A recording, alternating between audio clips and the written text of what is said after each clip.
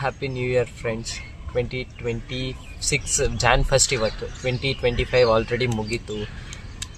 ಸ್ವಲ್ಪ ಜನಕ್ಕೆ ಏನಪ್ಪ ಅಂದರೆ ಚೆನ್ನಾಗಿ ಹೋಗಿರುತ್ತೆ, ಸ್ವಲ್ಪ ಜನಕ್ಕೆ ಆ್ಯಾವ್ರೇಜಾಗಿ ಹೋಗಿರುತ್ತೆ, ಸ್ವಲ್ಪ ಜನಕ್ಕೆ ಯಾಕಪ್ಪ ನಾನು ಇನ್ನೂ ಬದುಕಿದ್ದೀನಿ ಅಂತ ಕೂಡ ಅನಿಸಿರುತ್ತೆ. ಸೊ ಮುಗ್ದಿದ್ದೇನೋ ಮುಗೀತು. New year, new me, new resolutions ಎಲ್ಲ ಇಟ್ಕೊಂಡಿರ್ತೀರ.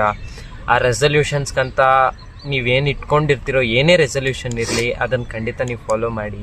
ಯಾವುದೇ ಕಾರಣಕ್ಕಾಗಲಿ ನೀವು ಅದನ್ನು ಒಂದಿನೂ ಮಿಸ್ ಮಾಡೋದಕ್ಕೆ ಹೋಗಬೇಡಿ. ಒಂದಿನ 2 ದಿನ ಮಿಸ್ ಆಗ್ಬೋದು. ಈಗ ಯಾರೇ ಆಗಲಿ ಜಿಮ್ ರೆಸಲ್ಯೂಷನ್ಸ್ ಇಟ್ಕೊಂಡಿದ್ರೆ 1 ಡೇ ಇಲ್ಲ 2 ಡೇ ಜ್ವರ ಬಂತು ಅಂತ ಸ್ಟಾಪ್ ಮಾಡ್ತೀರಾ. 1 ಡೇ 2 ಡೇ ಮಿಸ್ ಆಗ್ಬೋದು. ಈಗ ಯಾರಾದರೂ ಕಂಟೆಂಟ್ ಪೋಸ್ಟ್ ಮಾಡಬೇಕು ಅಂದ್ಕೊಂಡಿದ್ರೆ ಅವ್ರು ಕೂಡ 1 ಡೇ ಮಿಸ್ ಆಗುತ್ತೆ. ಆ 1 ಡೇ ಮಿಸ್ ಆಯ್ತಲ್ಲ, ಈಗ ಆಲ್ರೆಡಿ 1 ಡೇ ಮಿಸ್ ಆಗಿದೆ, ಇನ್ನೊಂದು ದಿನ ಮಿಸ್ ಆದರೆ ಏನಂತೆ ಅಂತ ಹೇಳ್ಬಿಟ್ಟು ನೀವು ಯಾವುದೇ ಕಾರಣಕ್ಕೆ ಕ್ವಿಟ್ ಮಾಡೋಕ್ಕೆ ಹೋಗಬೇಡಿ. 1 ಡೇ 1 ದಿನ 2 ದಿನ ಆಗುತ್ತೆ, 2 ದಿನ 4 ದಿನ ಆಗುತ್ತೆ, 4 ದಿನ 40 ದಿನ ಕೂಡ ಆಗುತ್ತೆ. ಸೊ ಮತ್ತೆ ನಿಮ್ಗೆ ಇದೇ ಮೋಟಿವೇಶನ್ ಬೇಕಂದರೆ ನೀನು ಇನ್ನೂ 1 ವರ್ಷ ಕಾಯಬೇಕು. 2027ವರೆಗೂ ನೀನು ಹಿಂಗೆ ಕಾಯಬೇಕಾಗುತ್ತೆ. ಮತ್ತೆ 1 ವರ್ಷ ವೇಸ್ಟು. ಮತ್ತೆ ನೀನು ಅಳಬ್ನೇ ಆಗ್ತೀಯ. ನೀನು ಇಟ್ಕೊಂಡಿರೋ ರೆಸಲ್ಯೂಷನ್ ಏನಕ್ಕೆ ಹೇಳು?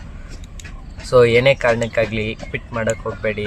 ನಿಮ್ಮ ಲೈಫು ಚೆನ್ನಾಗಿರಲಿ, ಚೆನ್ನಾಗಿ ಸಕ್ಸೀಡ್ ಆಗಲಿ. ಈ ವರ್ಷ ಎಲ್ರಿಗೂ ಒಳ್ಳೆಯದಾಗಲಿ. Thank you.